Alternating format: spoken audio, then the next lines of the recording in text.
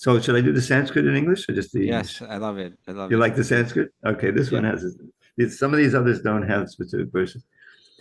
Barhapidam natavadavapu karnayo karnikaram Bimbran vasak kanakakapisham Vaijayantim chamalam Randran veno hadadasudeya purayan gopa vrindaya Vrindaranyam sabadanamanam pravishanti takirtihi.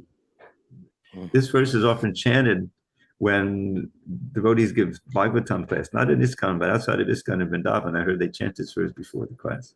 Uh-huh. So it invokes Vrindavan and Krishna's pastimes. With lovely peacock plume upon his head and fragrant flower placed upon each ear, he entered Brothers' Woods with graceful tread, a handsome dancing actor without peer. His golden yellow raiment brightly glows, his splendid garland reaches to his knees, and from his luscious lips the nectar flows and fills his flute with charming melodies. As Krishna thus begins his blissful day, with cowherd friends who sing his glory sweet, he beautifies Vrindavan's forest way with fine impressions of his lotus feet. Om Namo Bhagavate Vasudevaya. Om Namo Bhagavate Vasudevaya. Om Namo Bhagavate Vasudevaya.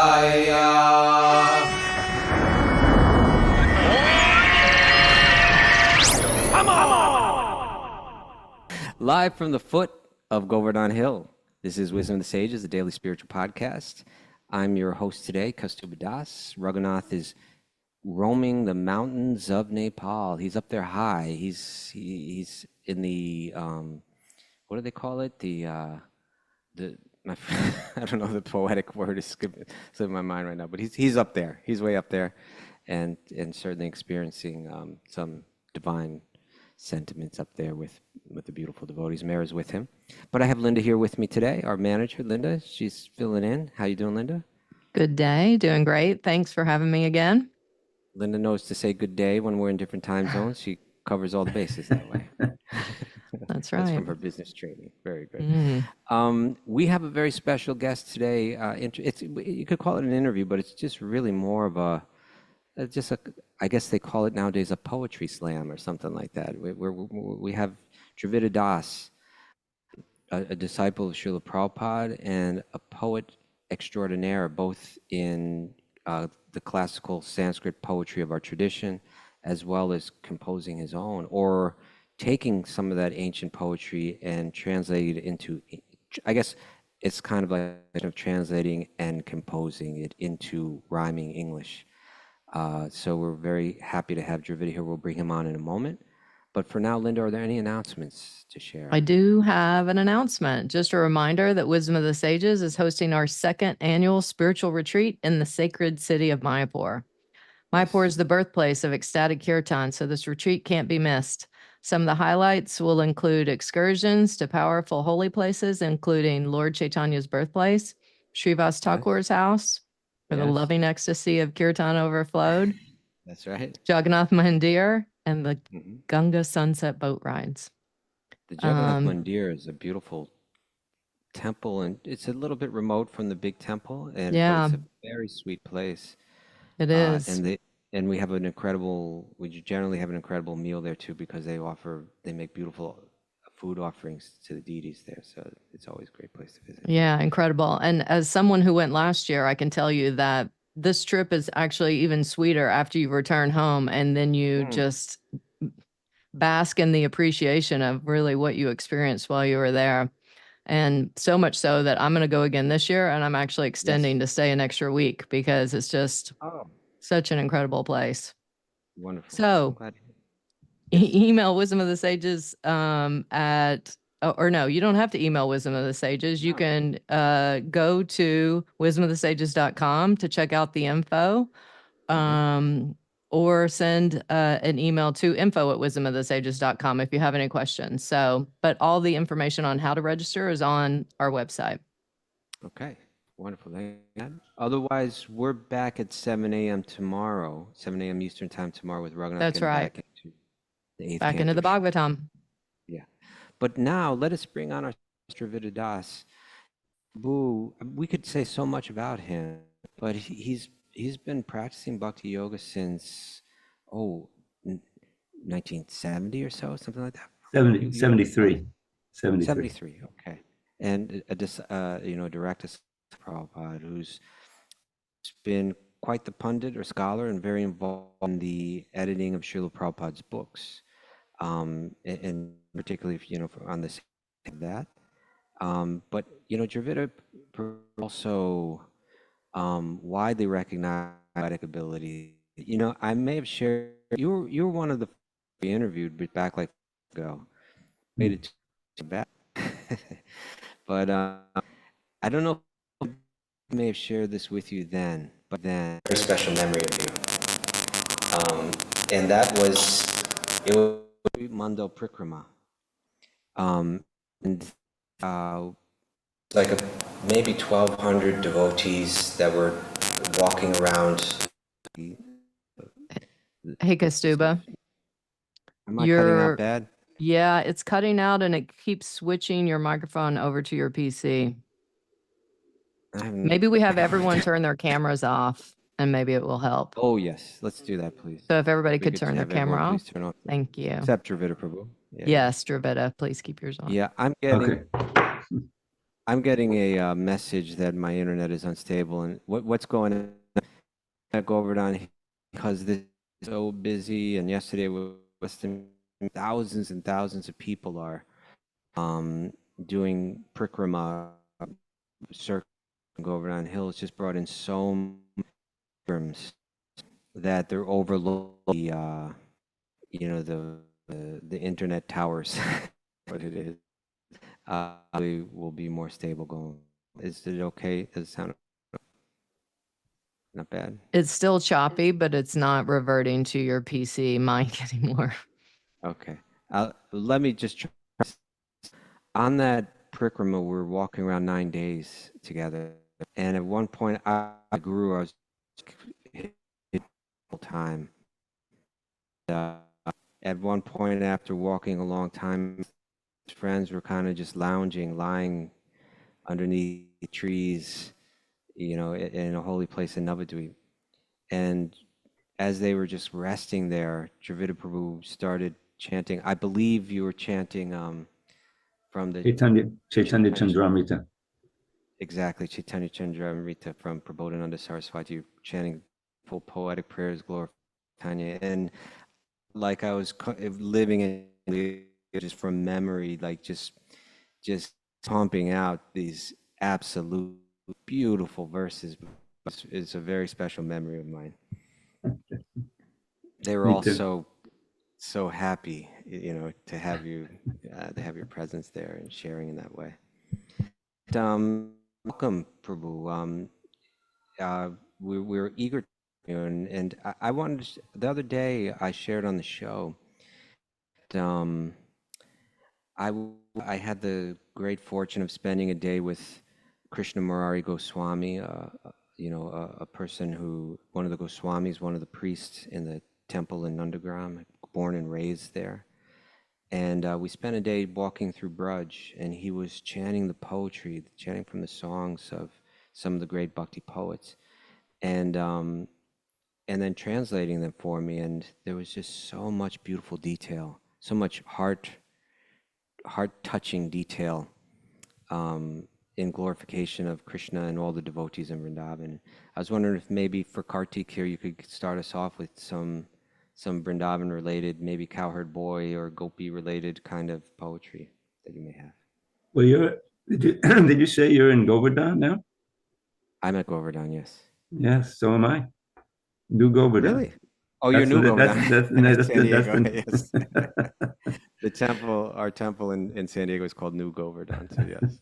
Very appropriate. Okay, so let me start, as we all should, with my poetic rendition of Srila Prabhupada's Pranam mantra. Oh, very We always chant that. Nama Om Vishnu Padaya Krishna Prestaya Bhutale Srimati Bhakti Vedanta Swami Niti Namine Namaste Saraswati Deve Gauravani Pacharini Nirvishesha Shunyavadi Paschatya Deshataya. I bow to A.C. Bhaktivedanta Swami Prabhupada, whose mission is to teach the art of purely serving God. To Krishna, no one on this earth can be more dear than he, for at Shri Krishna's lotus feet he dwells eternally. Obeisances to you, O prime disciple of your Lord, Sri Saraswati Thakur, wielder of the preaching sword. By preaching Lord Chaitanya's words, you saved this Western land from voidism, impersonalist creeds, and all such shams. So that's my little. Very nice. And then more nice. recently, one more. This one has become kind of the mission statement of the BBT. You know. Okay. Bhaktivedanta Book Trust, which Yeah, publishes Srila Bhaktivedanta Prabhupada's Book. books. No. O Prabhupada, we hail the day when you appear just like a ray of Krishna's vast effulgence bright to give this blind world back its sight. We thank you from the bottom of our hearts and pray with deepest love that we may serve your lotus feet with in every circumstance we meet. As years go by and books go out, we see what life is all about. To serve your mission and our Lord's by spreading wide your sacred words. As well, you want us all to strive to let those words direct our lives. The safest path will lead us home, no more in Maya's realm to roam. Wonderful. So that's my. How often do you do you spend time every day composing like this? It's not like that. I had a period, a few years when I was very fertile and I had the time to spend thinking of these things and so forth. My life has changed in the last few years. I'm always at so many projects that need my attention. So I rarely write new things, although occasionally something comes out. But I have a whole folder. And as I mentioned, I'm going to send them to Linda. And if anyone wants them, they can just write to her and send it. It's about 60 pages of poems. And Linda will share that on the Sage community platform, correct? There you go. That's right. For our supporting members. Okay. All right. Okay. So I assume all the members who are present and part of this wonderful gathering are aware of the glories of the holy name of Krishna. And so I'd like to begin with that. This is a wonderful verse by Raghunath Das Goswami, one of the prime disciples of Lord Chaitanya, the 6 Goswamis. And he wrote wonderful poems. He wrote so many things, and it's collected mostly in this book called Stavavali, which means just a collection of his wonderful verses. And this is a verse he wrote about the names Radha and Krishna, which really the Hare Krishna mantra is composed of the names of Radha and Krishna. Hare is the name for Radha, meaning she who takes everything away and takes its Krishna. So here's how this verse goes. I'll give the Sanskrit, which is also very beautiful. Radheti namanava sundara siddhu mugdam. Now, one thing I wanted to know if this is going to work, because I can play a little tambura sound behind this. Let's see. Okay.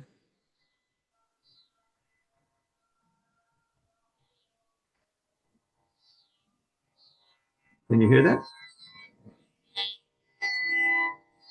I don't think it's going to, at least I don't hear it. So I hear it, but I don't hear it as it should.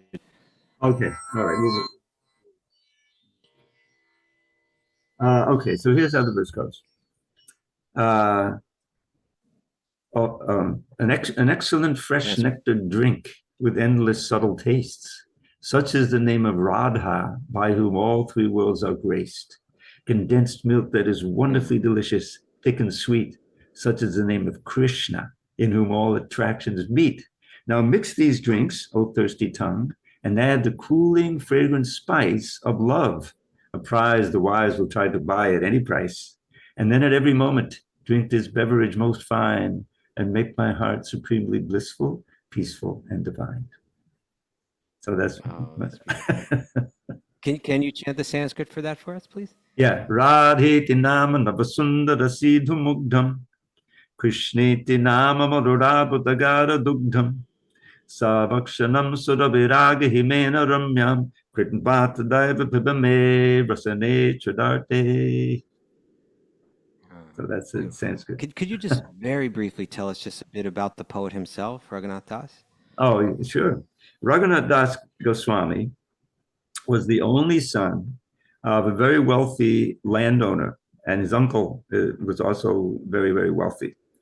And he was the sole son, as I About 500 mentioned. years ago. Yeah, yes, and contemporary with Lord Chaitanya, 500 years ago. And as a boy, really, he was maybe 15, 16 years old. He was married. He married early, but he became enthralled with Sri Chaitanya Mahaprabhu, with Lord Chaitanya, and he wanted to leave everything. His uncle and his father, they were super wealthy. Think like multi-millionaires today. They were landowners, and he had a very beautiful wife, chaste and beautiful wife, no children, but he became completely enthralled with Lord Chaitanya and his preaching and Bhakti Yoga, and he wanted to go to him, but his parents wouldn't let him, and they had actually hired guards to make sure he wouldn't run away and all these things.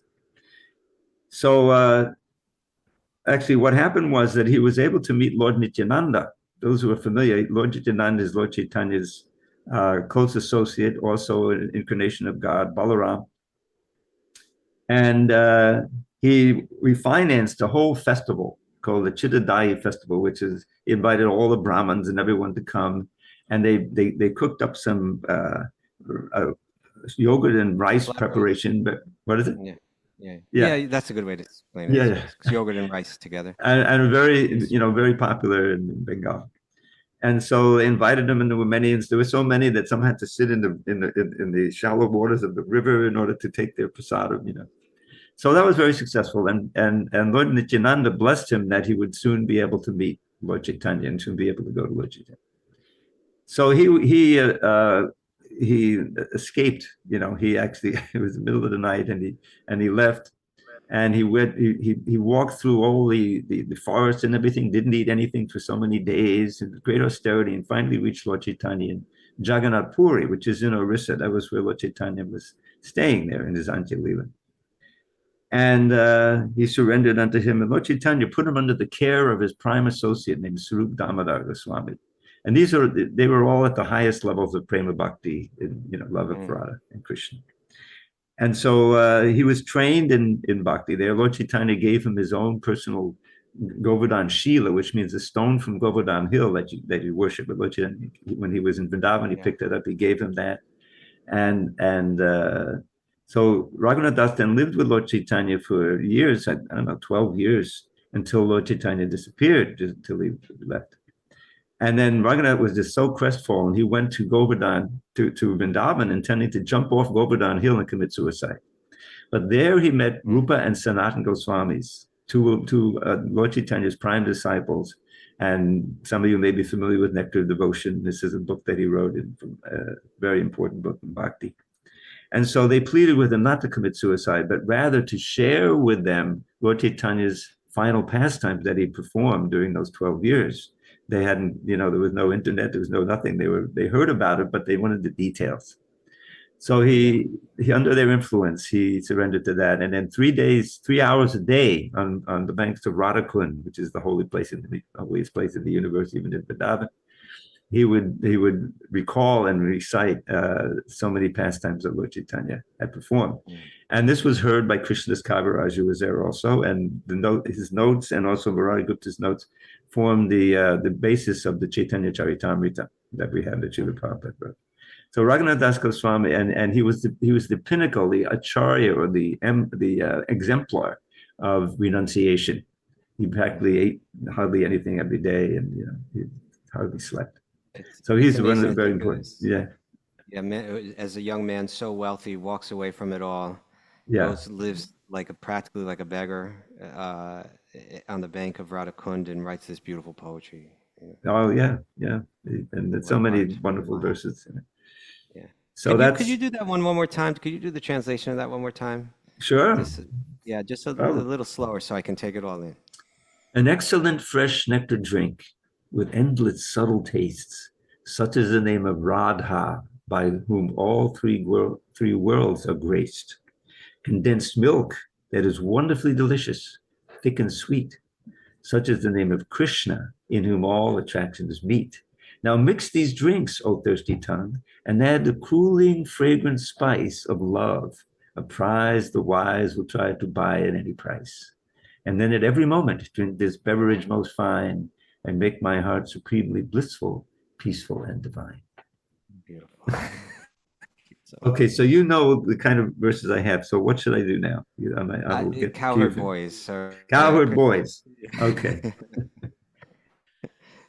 So these are verses that are based on the Shastra, of course, but they're not any specific verse. But so they're originally in English. So we'll do there's three that kind of go in order in Krishna's pastimes. So the first one describes Krishna as he leaves Vrindavan with the cowherd boys and the cows, and all the gopis run out of the houses to watch him leave.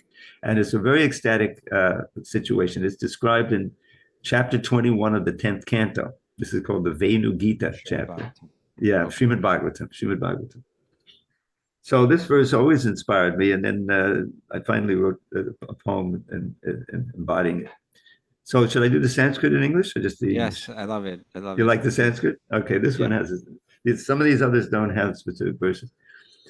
Barhapidam natavadavapu karnayo karnikaram Bimbran vasak kanakakapisham Vaijayantim chamalam Randran veno hadadasudeya purayan gopa vrindaya Vrindaranyam sabadanamanam pravishanti kirtihi. This verse is often chanted when devotees give Bhagavatam class, not in ISKCON, but outside of ISKCON in Vrindavan. I heard they chant this verse before the class. So it invokes Vrindavan and Krishna's pastimes. With lovely peacock plume upon his head, and fragrant flower placed upon each ear, he entered brothers' woods with graceful tread, a handsome dancing actor without peer. His golden yellow raiment brightly glows, his splendid garland reaches to his knees, and from his luscious lips the nectar flows, and fills his flute with charming melodies. As Krishna thus begins his blissful day, with cowherd friends who sing his glory sweet, he beautifies Vrindavan's forest way, with fine impressions of his lotus feet. Now, if you give me 1 second, I'll add something very special to this one. Please. Be right back. Please. Okay, you go and find whatever you need to find. But, I just had such a... Oh, back already. Okay. You ready? I'm ready. All right. Here we go.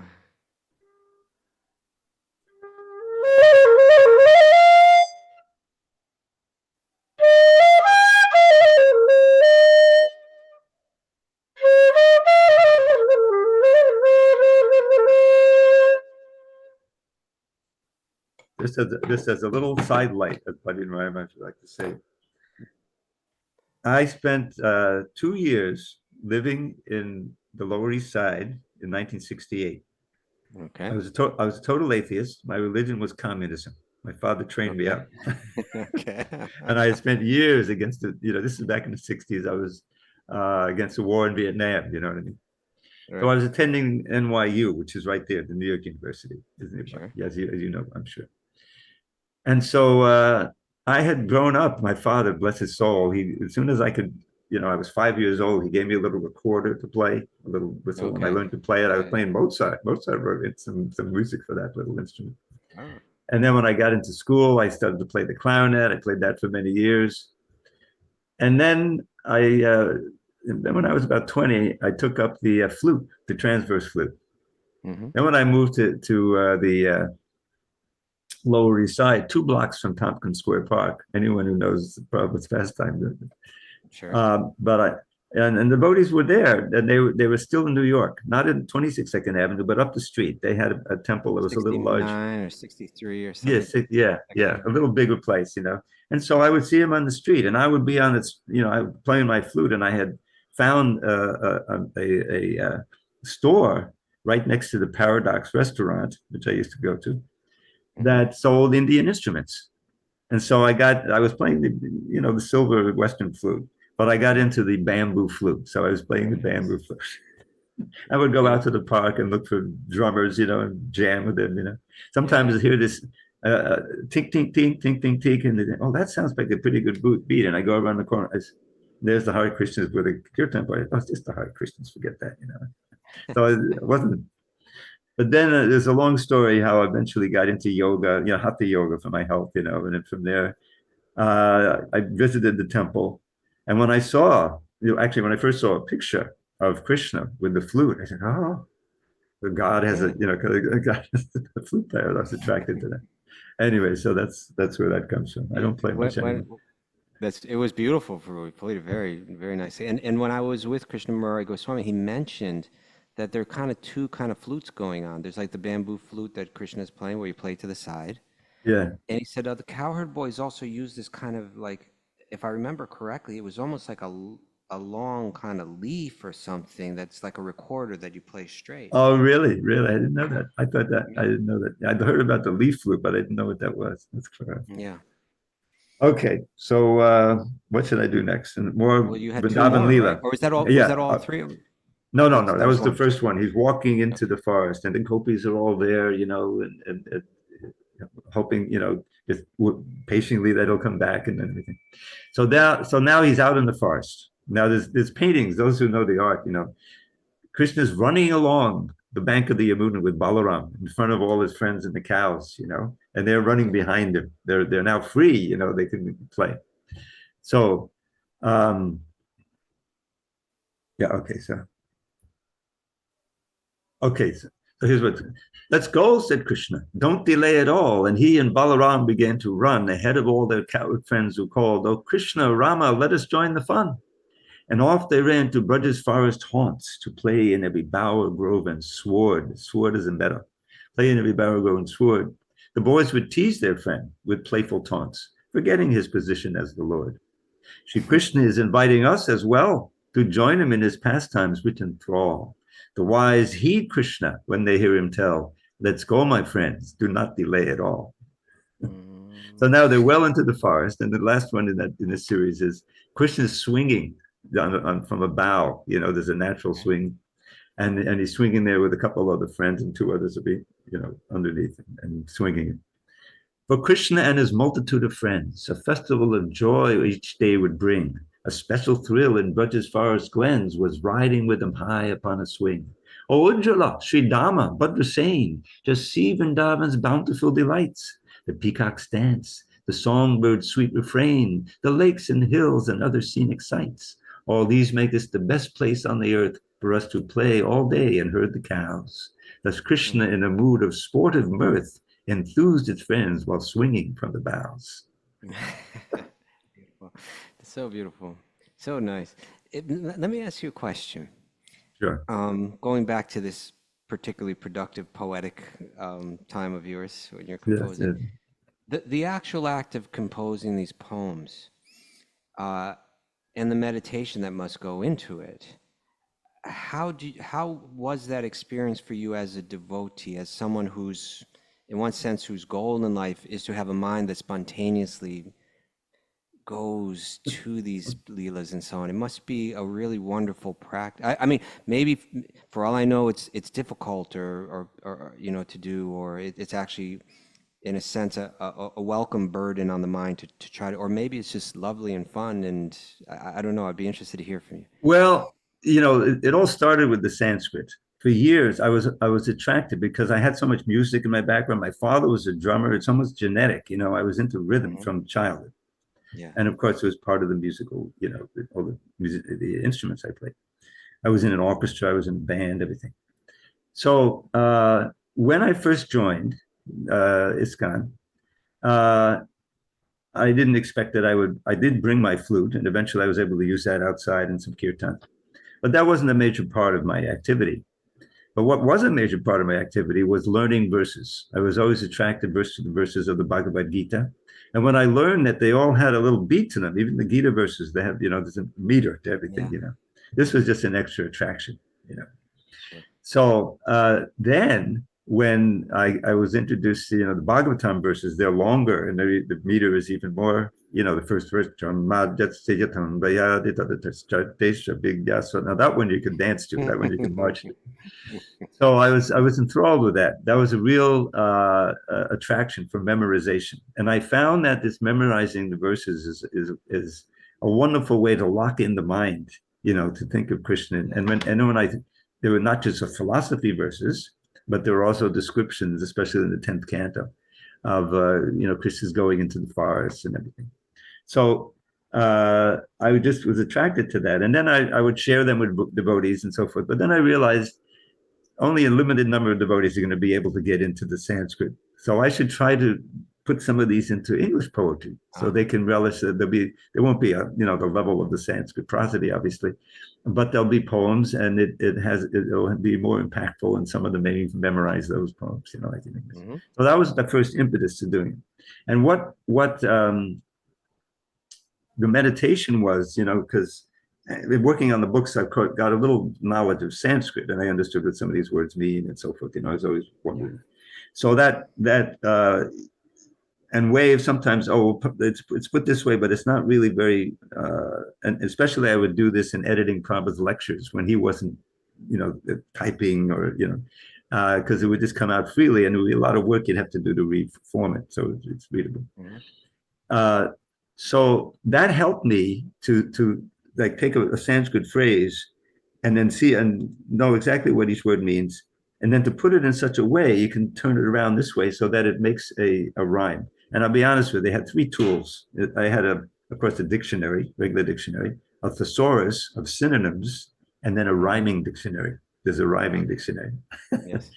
So that those three were my tools, and it would just back and forth, and then it would come out, and it was very fulfilling when it all fits now, and it rhymes. So that's how I did, and it was and I'll take your advice, and because I can see you say, well, why don't you just dedicate a little time each day, maybe Okay. I don't always instruct you, but if you choose to do that, I'd be very happy. No, it's and devotees appreciate it, because I once I interviewed a wonderful girl devotee who lives in Vrindavan, and she dances Odissi dance, mm-hmm. and she sometimes even she's very skilled and recognized for her art, and she sometimes receives the honor to dance before Radharaman in the Radharaman temple. Wow. And sometimes she has to dance as Radha in the temple. And and I asked her, what is it like to dance as Radha before Radharaman? And she said, actually, to dance as Krishna is, in one sense, not so difficult. His personality, he's naughty, he's this, he's that, he's fun. But Radha is a very different thing. I was actually she said she had no idea how to express Radha's emotions through dance, and she said she had to pray deep prayer to try to understand and to try to get just some clue as what it is that Radha's feeling and how to express it. And so I just think it's a beautiful thing when devotees have an art that they offer to Krishna that demands meditation on Krishna. And certainly this poetry is just so rich in descriptions of the beauty of Krishna and his devotees that there must be something. Yeah, I always remember my dear friend Gopi Pranadhana Prabhu, who I worked with for years on Bhagavatam and other books. And when I started writing this, he was still with us, writing these poems. And when he heard some of the poetry, and said, well, what are you doing all day? So, well, I fit this in between my editing work and this and that. I said, no, this should be all you're doing. This should be all you're doing. Like the Goswamis, they would spend hours, that's all they're doing, basically, and eating, sleeping minimally, And then they would get together, Radha Damodar, and share these with each other, Yeah. Maybe anyway, at a certain point you can adopt that. I know. That'll have to happen soon. Anyway, should I do a few more? Yes, please. Okay. I'd love to hear what you. All right. Now, it would be a shame if you're sitting in Govardhan and I'm sitting in New Govardhan, and we just had Yes. Govardhan Puja, and I didn't do my poem about Krishna lifting Govardhan Hill. Oh, please, please. When Krishna uh, when Krishna stopped King Indra's sacrifice, that monarch of the heavens threw a fit. Those cowards took that foolish boy's advice. Such insolence I never shall permit. So Indra sent the clouds of devastation to pour down catastrophic hail and rain with lightning, thunder, winds without cessation. The cowards called to Krishna in their pain to show his coward friends his boundless love and crush King Indra's pride for his own good. Shri Krishna lifted Govardhan above and saved his friends while neath the hill they stood. Beautiful. That one is entirely yours, or is that like an adaptation of another prayer? No, that's just, what I mean, everyone knows about the pastime. I put it, yeah. Yes. But there is a very nice verse. In the Krishna book, you'll find, of course, Prabhupada did that, this 10th canto. At the end of the chapter after the lifting Govardhan, it's a very short chapter called Wonderful Krishna, where the coward boys just come to Nanda Maharaj. How did he do this? He's just 7 years old. You can't. Yeah. And so then Nanda Maharaj, and I realized when I worked on the Bhagavatam, Nanda Maharaj quotes Gargamuni. Remember, Gargamuni came and gave the name ceremony to Krishna when he was a boy. And he told him various things about who he was before and everything. Well, Nanda Maharaj quoted that syllable by syllable. It's actually a repeat from that earlier chapter. And then and that chapter, very short chapter, ends with a verse that's kind of sung by all of the coward men, and residents, summarizing the Govardhan Leela and glorifying Krishna. And I didn't put it into a poem yet, but that is just what you're talking about. It's such a wonderful meditation, and it ends with a prayer. May Krishna, who was our Indra, be merciful to us and always engage us in the service. And that's so many of the verses, they're prayers. And this is, it's so, one of Prabhupada's favorite set of prayers was Queen Kunti prayers. He actually gave lectures on those, of course, and he also recorded them in Sanskrit. And near the end of her prayers, this is a very short verse. I'll just share this with you. This one, anyone can chant before the deity or before a picture of Krishna. Tvayime ananda vishaya mati madhupate sukrit ratamud vahatarada gange baugumadandati. O Madhava, please ever fill my mind with thoughts of thee, not any other kind. As Ganges torrent flows into the sea, let all my love flow constantly to thee. Perfect. That's so nice. And that's why. Go ahead. This may interest you too, but the very verse that is just the verse before the chapter that you mentioned about Wonderful Krishna, is Srimad Bhagavatam, chapter 25, text 33, which is the last verse of the description of Krishna lifting Govardhan Hill. And so the very last verse, now he's put down the hill, and Indra's been humbled and everybody's been saved, and then they return back to normal life in Vrindavan, in Braj. And so here's the last verse. I mentioned this on the show the other day because it's a verse that I like to meditate on a bit, and especially the last sentence, because it has to do with kirtan. And it says, surrounded by his loving coward boyfriends and Lord Balaram, Krishna then went off to the place where he had been tending his cows. The cowherd girls returned to their homes, singing joyfully about the lifting of Govardhan Hill and other glorious deeds performed by Lord Krishna, who had so deeply touched their hearts. And it's a beautiful scene to think of these girls. We say that the unique thing about bhakti, as compared to other yoga practices, the Ashtanga yoga, Jnana yoga, Karma yoga, etc., is that those other practices, there's a means to an end. The means is different than the end.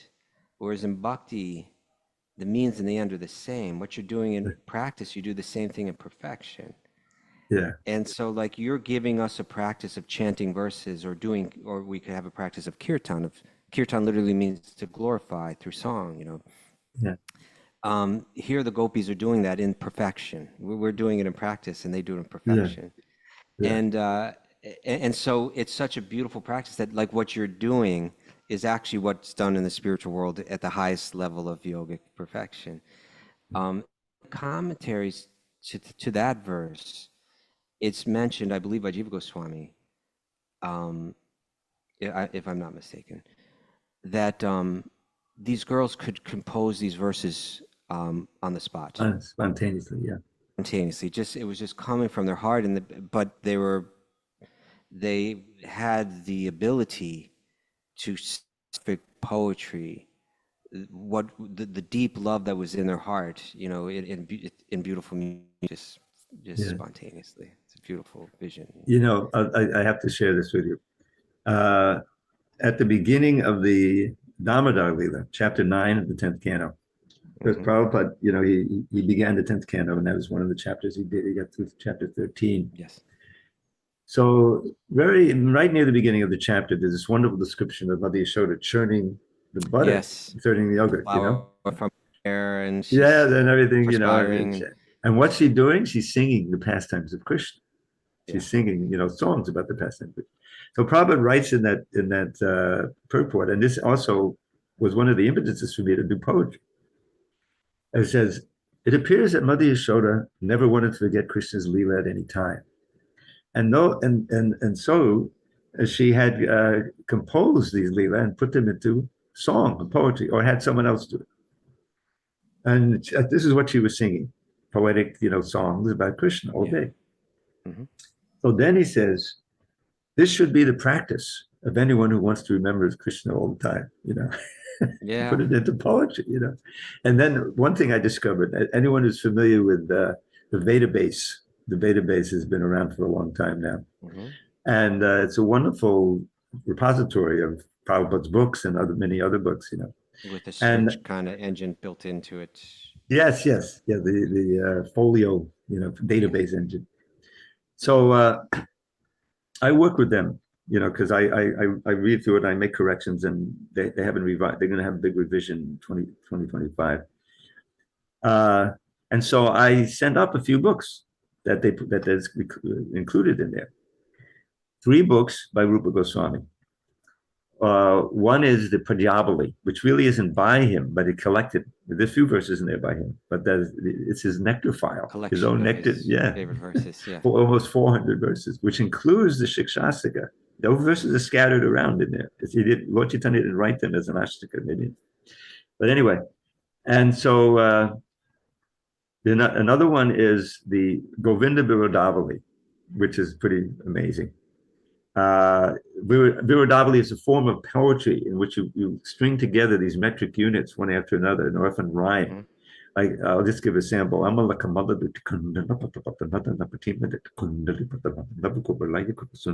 goes on in that like 20 lines like that. And each line is a beautiful little description of Krishna. I think you're supposed to chant a little slower, but anyway. So, and there's also a book called Leela Chanda, which in the database is called, I didn't have that name, which is the actual name, Ashtadasha Chanda, which just means 18 verses about the Leela. And this is a summary of Krishna's Vrindavan Leela that Rupa Goswami wrote. And each Leela has its own meter that complements the pastime. And I'll just give you a little sample. This is the child Leela, the first demon that he kills is actually the Putana, of course. And then there's this, and then the second is Shakatasura. Shakatasura is the cart demon. So it has Autanika Mahasangurlitam Baka Shakadastana Shayanadam Kuchadasa Krishna Vidichitado and the Tranta Patikata Shakadano. This Metabashabasutuga Mache to the Kadananaje hit the Shabaka base at the Kata the Janaki Janaka Kadanta Kamanta Kadanani so the Kutashantika. So that's the whole Leela. So anyway, what it means is, you know, the Uttana ceremony. I mean, it's so charming. You know, there's a ceremony, a Vedic ceremony, when the child just doesn't lie on the back. It's a newborn baby, but he's actually now on his belly, ready to crawl. That's an occasion for a festival. Uttana means turning on his belly. So Mother Yashoda, and it's only for ladies with children. You know, it's not no men, no boys. You know, just ladies with children come and celebrate that.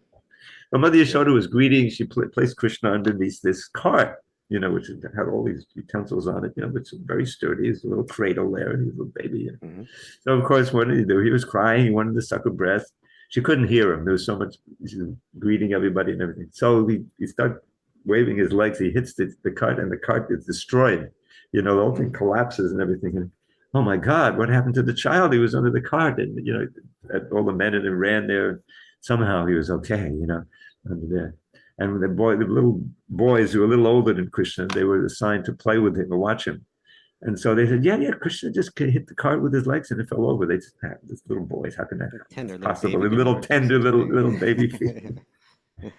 Anyway, and each meter, there's just like a few verses describing that, But this is, you can imagine, it's totally absorbing, when you know the meaning of each and this is what the Goswamis are doing. They're writing all day, and then in the evening they would meet at Radha Damodar temple, and they would share with each other, and this is Krishna consciousness. And Prabhupada, throughout the books, this is the thing. And just one reference, it's not exactly related to the poetry, but at the very end of the Bhagavatam, I think it's in the 12th canon, maybe 12th chapter. There's one more chapter, but it's right near the end. There's 8 verses about the glories of hearing and chanting.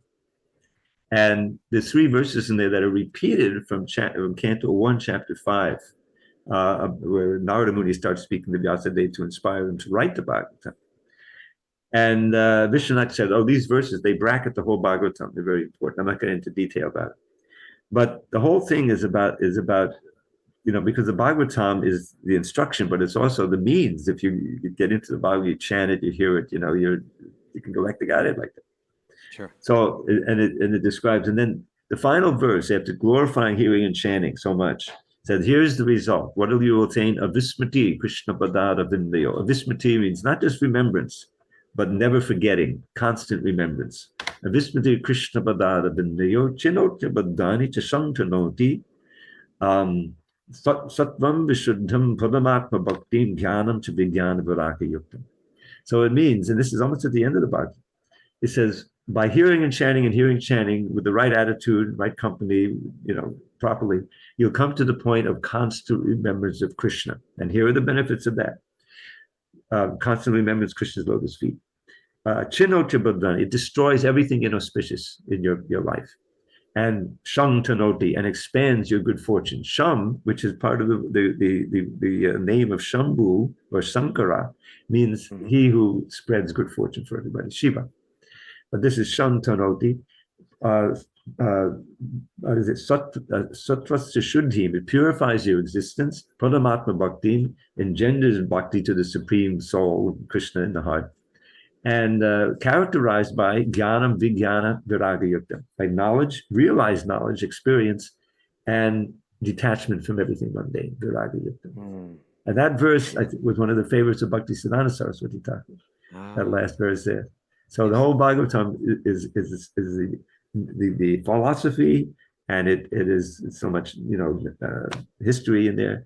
But the point is it gives you the means as well to transcend and go back to God.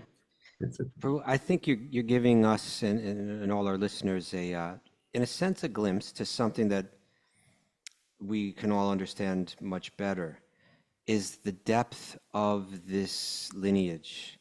Artistic depth, philosophical depth, and so on. Like you take a person like Rupa Goswami who's composing the poetry that you're chanting right there, and not only does it have a theological and philosophical incredible depth to it, but it's got this artistic depth to it too. And you're showing just see how rhythmic and special that is.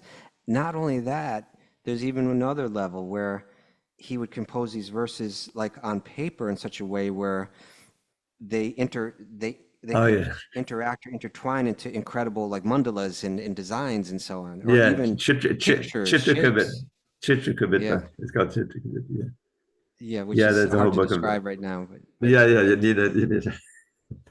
So, I remember. And here's a person that was largely running like the government of a large part of India with great wealth and opulence, leaves it behind to live like sleeping under a tree, living in rags, and laying down really important philosophical and theological books, as well as incredible art, poetry, drama, etc. Yeah. This is like, these are not ordinary people. This was just like, incredible. And what's so amazing that how Prabhupada opened up this whole treasure. It's more than a treasure chest, it's a whole bank. To us, out of his great compassion, risking everything, coming on that boat, and then for a whole year practically. And he didn't give up, he didn't say, oh, these people will never take it, go back home. He could have easily, but he didn't, he had that mission of his, and from that Prabhupada's efforts, all of this has come, and we've been introduced to this wonderful culture. And if we take advantage of it, we'll find ourselves always in bliss. What else is there, and going back to Godhead. Now I live, last time I interviewed you, I lived in another apartment, but currently I live literally like just around the corner from where Prabhupada lived on 72nd Street, 100 West 72nd Street, where, as you were saying, at first he came and there's nobody to receive what he was giving, and he went, many months there, struggling, and every day I have the good fortune to see that place and think about Prabhupada in that time. Very, place very of pilgrimage, special time. Yeah. But Prabhu, before we run out of time, let's hear some more, if you don't mind sharing at least one more. You mentioned something about the redemption of the soul. Oh yes, I was just see, we're on the same wavelength. I was just thinking, if we have to end, I should not let with that. Okay. So this is one that partially arose because for some years there was a philosophical difference, that was developing. Did we actually fall from the spiritual world? Can anyone fall from it? And Prabhupada's position was obviously that we did. Otherwise, where's it back to Godhead comes from? You were there. Mm-hmm. So anyway, I wrote this as kind of a condensation of Prabhupada's position of what our whole mission is, how we fell from the spiritual world and how we can go back to the spiritual world. Okay. Now, there's some words that are a little unusual in this one, but I hopefully will be able to understand it. Just where Krishna lives, felicity abounds. With pure simplicity and loving sensibility, all serve him with humility. But when a living entity rejects his true identity and out of sheer stupidity surrenders to cupidity, he loses all sagacity. And with it all capacity to understand reality or curb his sensuality. Abandoning humility, he touts his own ability, forgetting his fragility and fortune's volatility. Immersed in asininity for what seems an infinity of lives devoid of piety, he suffers an anxiety till contact with God's devotee, perhaps of utmost brevity, awakens his affinity for words of the divinity. Perceiving the futility of all his imbecility, the soul regains his sanity and casts away his vanity. Endowed with new humility, he serves with all ability and growing spontaneity his guru and the deity. Regaining his identity, the wayward living entity returns to the fraternity of Krishna for eternity. Oh, that was so good. That was so good. That's ISKCON. That's what we're trying to do. That was absolutely beautiful. Thank you so much for joining us today, Dravida. We're going to have to make sure we don't wait another 4 years or something to bring it back. 4 years, yeah. I'll be 77 in a month, so you didn't wait too long. Okay, just to remind your listeners, I'm sending a copy of all my poems, and there are quite a few more, to Linda. And if you want them, all for free, just send her a note, and she'll send you the PDF file. Okay. Wonderful. And you can find that on the Sage Community platform. It'll be there. Yes. Okay. And it'll, and just see what happened during the course of it. Then all of the difficulty with Kaustubha's audio has now disappeared. You're fine. Thank you so much again. I hope to see you sometime before too long. Yeah. In person. But it's always a special joy to have you here with us. You're sharing a very special gift with the world. It means a lot to us. And I have a lot more poems. So if you want, at least every 6 months. Yeah. Okay. All glory to Srila Prabhupada. Hari Bol. Thank you. All glory to Srila Prabhupada. Thank you, Linda. And everyone will be back tomorrow at the normal time, 7 a.m. Eastern. And for anyone who's still listening, I forgot. Vancha kalpatarubhyascha kripa sindhu bhivacha patitanam pavanenu vaishnavedyo namo namaha. Do you have a translation for that? Just a translation, not a poem. Just a normal one. Okay. Okay. I'm sure you could come I up with a offer great I offer poem. my respectful obeisance to all these Seven Vaishnava devotees of the Lord who fulfill the desires of everyone just like desire trees and who are full of compassion for the fallen conditioned souls. Thank you so Hare much. Krishna. And with that, we'll leave you all. Thank you so Thank much. you. We'll see you tomorrow.